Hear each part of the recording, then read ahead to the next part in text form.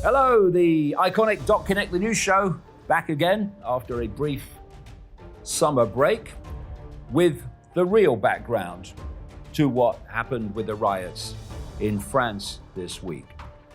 Then we have the banks dictating your opinions by deciding if you can have a bank account or not. Actually, something I've been warning about for a long, long time, that it was coming, and here we are.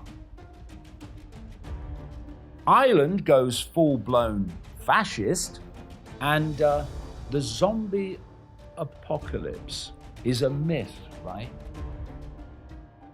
The zombie apocalypse is walking the streets of America thanks to a drug called xylazine.